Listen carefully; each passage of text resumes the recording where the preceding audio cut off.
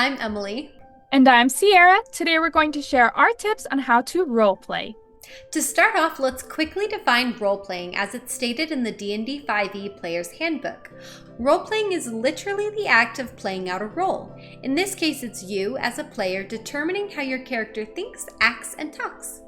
There are three main ways you can approach role-playing in a TTRPG: descriptive, active, or a blend of both, like in the Harbinger's D&D campaign. Descriptive role-playing is where you would describe your character's emotions and attitude. For example, a descriptive roleplay comment would sound like, "My character walks up to your character in the bar and tries to convince you to join her on a monster hunting quest." This kind of roleplay focuses on their character's intent and how others would perceive it. You can provide as much embellishment as you feel comfortable with. Active role-playing is closer to what an actual actor may do and tends to be more in-depth. You speak in your character's voice, use I instead of your character's name when describing your actions, and say what actions you take without including how the action is meant to be interpreted. For example, an active comment would sound like, "I walk up to Philip with a smile on my face. I hear you're skilled with a bow. My party could use someone like that. How much gold would it take for you to switch parties?" Additionally, you may choose to use a mixture of these styles as showcased in our D&D livestream, The Harbingers. In the campaign, my players would do simple descriptions of their actions as time passed on the boat, mostly when cooking meals or educating the resident children. In addition to having the descriptive roleplay moments, they would also have active roleplay scenes in which they would converse in character with one another and even with the NPCs. To help with role-playing your character, you can pick some character traits beforehand that your character might showcase throughout the game. Maybe your character is obsessive about taking notes, always gives money to beggars, or thinks all monsters are really cute. It can also help if you have some memorable quirks or tells, such as biting their nails when nervous, stuttering when in front of someone they like, or always scratching their coins to make sure they're real.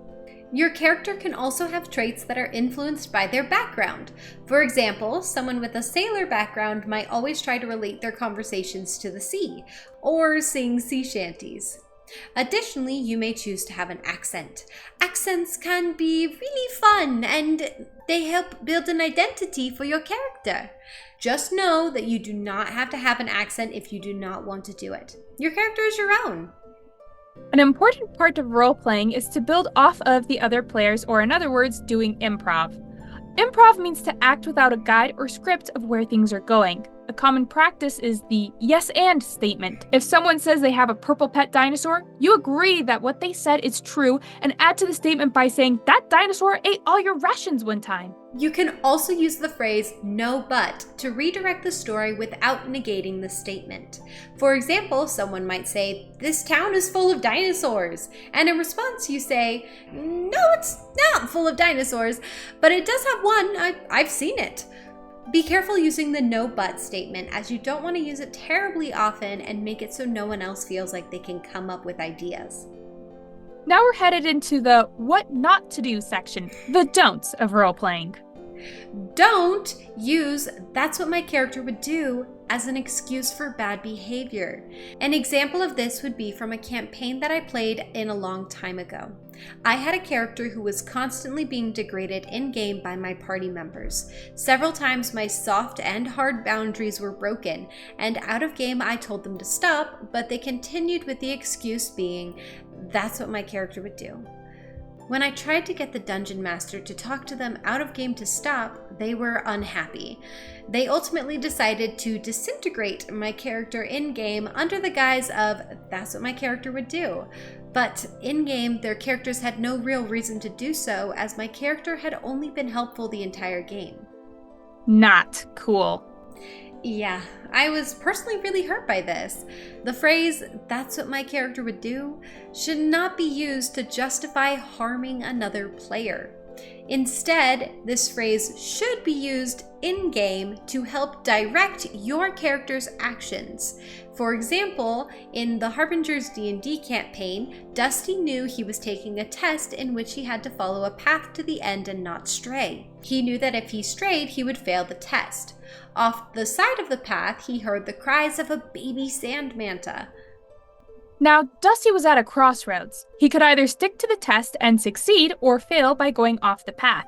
Greg knew out of game that he needed to go through the door at the end of the path, but his character Dusty would want to go off the path to help the Sand Manta. Now this is what the phrase, "that's what my character would do," was meant for. Greg decided to make Dusty leave the path knowing full well that he needed to stay in order to succeed. He just knew that his character Dusty would leave the path and help the Sand Manta. This ended in an amazing roleplay experience where he showcased Dusty's morality. The next don't is, don't steal the show!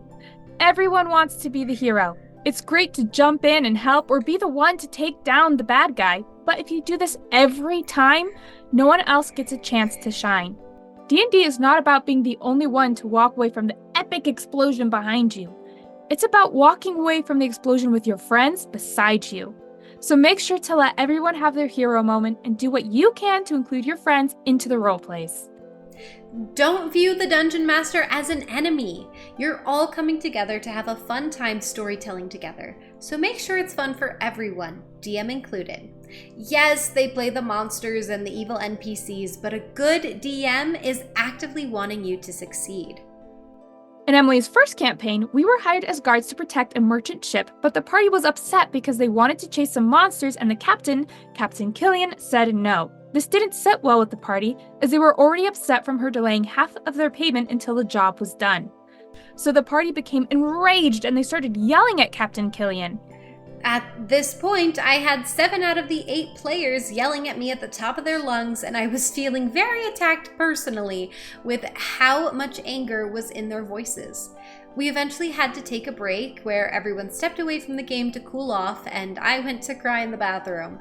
But after that, we all calmed down and came back. Sierra and I talked with the rest of the party about how I was not their enemy. They were just frustrated with an in-game character, Captain Killian, an NPC. In contrast to this, Emily and I had a very intense argument in-game between my character and a gnome princess NPC during the same campaign. However, this argument was really fun for both of us. The argument was fun because we would pause as we fought and, out of game, do a short check-in to make sure we were both aware that the anger was in-game and that neither of us felt attacked. This was a great roleplay, and we still fondly talk about this argument years later. This brings us to the final don't. Don't bring in personal conflicts. When you bring outside problems into the game, it makes the game feel toxic and ultimately hurts other people. I remember one time where a friend of mine attacked my little sister in the game because he had a disagreement with me outside of the game. My younger sister was in tears because of what he did. If you're upset with someone you're playing with out of game, make sure it stays out of game. Otherwise, you ruin the fun of D&D and hurt the people closest to you. No one will want to play with someone who takes their outside problems into the game. You can have the intense roleplays, the grand betrayal of the party, or even the really intense arguments in game, but to do so, you must keep yourself and your personal conflicts separate from your character. It's also really important and healthy to take a step back and, out of game, check in with your fellow players and DM to make sure everyone is feeling okay and to know that the in-game experiences are not a reflection of real-world feelings. Doing so will not ruin the moment, but allow it to become a fond memory. All of the horror stories we've shared today were all brought about by someone bringing their out-of-game issues into the game. Bad experiences do happen in D&D, but ultimately, the good experiences outweigh the bad. Dungeons & Dragons is a wonderful story-building game that can bring you and your friends closer together. It's fun, creative, and a way to bond with your friends. You can read more about role-playing in the D&D 5e Player's Handbook on page 185. Thank you so much for joining us today. Put in the comments below the D&D questions you want answered. And we'll see you next time. Yes, subscribe. Sorry it was so long. Yeah, we just had a lot of thoughts to put together, so we hope you enjoyed this and it was a great video. So subscribe, hit that bell icon, Hit the like button as well. Go watch another video. Yeah, wherever the video is. It's down there. Watch the video. Down there.